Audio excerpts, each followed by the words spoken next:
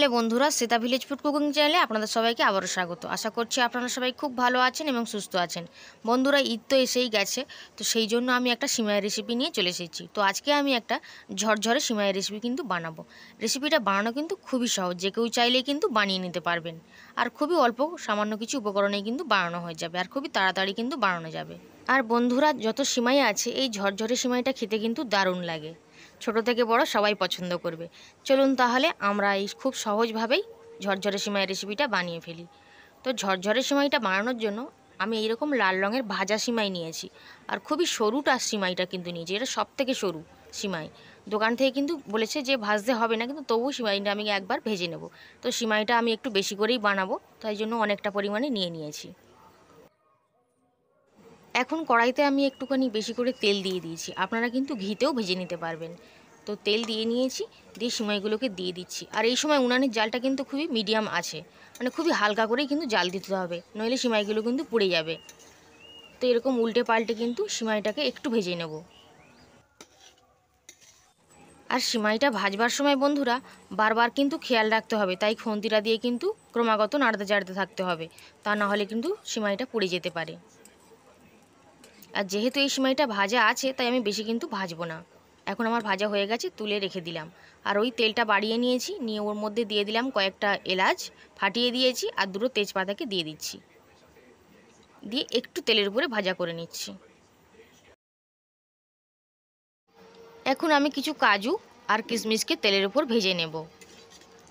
আপনারা তেল থেকে ভেজে তুলেও নিতে পারেন, আমি কিন্তু তুলে নেব না, একটু ভালো করে কিন্তু ভেজে নিচ্ছি।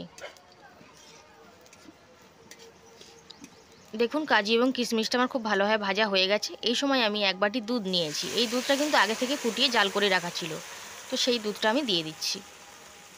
জলের পরিমাণটা প্রথমে কিন্তু কম দিতে হবে, আপনারা জল দিয়েও করতে পারেন, আমি এখানে দুধ দিয়েই কিন্তু বানাবো। আর চিনি দিয়ে দিলাম, আপনারা যতটা পরিমাণে বানাবেন সেই পরিমাণে কিন্তু মিষ্টিটা দিতে হবে। এখন চিনিটাকে আমি একটু গলিয়ে নিচ্ছি। আর প্রথমে কিন্তু জল বা দুধ যাই দেবেন অল্পই দেবেন। এখন চিনিটা কিন্তু আমার গলে গেছে, এই সময় আমি সিমাইটাকে দিয়ে দেব। তো আগে থেকে ভেজে রাখা সিমাইটাকে আমি দিয়ে দিচ্ছি। আর জলের পরিমাণটা বা দুধের পরিমাণটা আপনারা দেখেই নিয়েছেন, ওইটুকুই কিন্তু দিতে হবে। পরে কিন্তু দিতে পারবেন, কিন্তু জল যদি একবার বেশি হয়ে যায় পরে সমস্যা হয়ে যাবে, আর কিন্তু কিছু করা যাবে না।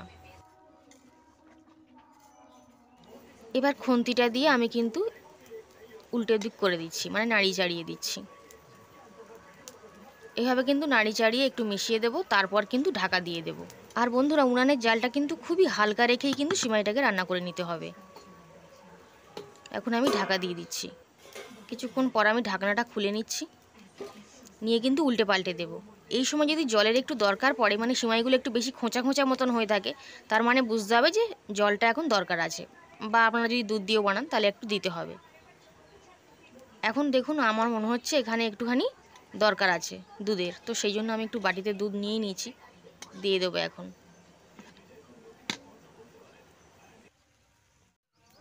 অল্প করে দুধ নিয়ে নিয়েছি, নিয়ে উপর থেকে সব দিক থেকে একটু অল্প অল্প করে দিয়ে দিচ্ছি, দিয়ে কিন্তু আবারও ঢাকা দিয়ে দেব। রেসিপিটা বানানো কিন্তু খুবই সহজ, আর খেতেও কিন্তু দারুণ লাগে। আবারও ঢাকা দিয়ে দিয়েছিলাম, তো আমি ঢাকনাটা খুলে নিয়েছি। এখন দেখুন, সিমাইয়ের প্রত্যেকটা অংশই কিন্তু কত সুন্দর ফুলেও গেছে, তার মানে কিন্তু ঠিকঠাকভাবেই হয়েছে, সেদ্ধ হয়ে গেছে, খোঁচা খোঁচা কেউ কিন্তু নই। এবারে বারবার করে নাড়াচাড়া করব, আর উনানের জালটা হালকা রাখবো, আস্তে আস্তে দেখবেন ঝরঝরে হয়ে যাবে। আর একটু মেলে মেলে। এখন সিমাইটা কিন্তু আমার হয়ে গেছে, তো উনান থেকে আমি এখন নামিয়ে বাইরে একটু রেখে একটু ঠান্ডা করে নেব। আর একটু মেলে মেলে দিয়ে দিচ্ছি। সিমাইটা ঠান্ডা হয়ে গেলে কিন্তু একদমই ছেড়ে ছেড়ে যাবে, কেউ একজনের গায়ে গায়ে লেগে যাবে না। এখন আমি একটু ঠান্ডা করে নিচ্ছি তাই। তো কিছুক্ষণ পর আমি চলে এসেছি, সিমাইটা ঠান্ডাও হয়ে গেছে। তো এবার আমি একটা প্লেটের মধ্যে কিন্তু নিয়ে নিচ্ছি, তারপর আপনাদেরকে দেখাবো যে কতটা ঝরঝর এবং কতটা সুন্দর হয়েছে। আপনারাও কিন্তু যে কোনো দিন এরকমভাবে বানিয়ে নিতে পারবেন। বানানো কিন্তু খুবই সহজ, আপনারা যে কেউ চাইলেই বানিয়ে নিতে পারবেন। এখন আমি একটা চামচ দিয়ে দেখিয়ে দিচ্ছি, দেখুন কতটা ঝরঝরে হয়েছে, কেউ কিন্তু গায়ে গায়ে লেগে নেই, খুবই ঝরঝরে হয়েছে। আর যেহেতু এলাচ দেওয়া আছে, খুব সুন্দর একটা সেন্ট হবে। সিমাইটা দেখতে দেখুন কত সুন্দর লাগছে, আর খেতেও কিন্তু খুবই সুন্দর হয়। তো আজকের আমার সিমাইয়ের রেসিপিটা মানে ঝরঝরে সিমাইয়ের রেসিপিটা কেমন লাগলো কমেন্ট করে অবশ্যই জানাবেন। আর যদি আপনাদের ভালো লেগে থাকে অবশ্যই লাইক করবেন, বেশি বেশি করে শেয়ার করবেন আর সাবস্ক্রাইব করে পাশে থাকবেন। আর আপনারাও কিন্তু অবশ্যই একদিন হলেও বানিয়ে খাবেন। এখন উপর থেকে আমি একটু কাজু আর কিশমিশ উপর থেকে দিয়ে দিয়েছি দেখতে ভালো লাগার জন্য। রেসিপিটা শেষ পর্যন্ত দেখার জন্য আপনাদের সকলকে অসংখ্য ধন্যবাদ। আবার হাজির হয়ে যাব অন্য কোনো রেসিপিতে। ততক্ষণ আপনারা সবাই খুব ভালো থাকবেন এবং সুস্থ থাকবেন। আজ তাহলে এই পর্যন্তই। আজ তাহলে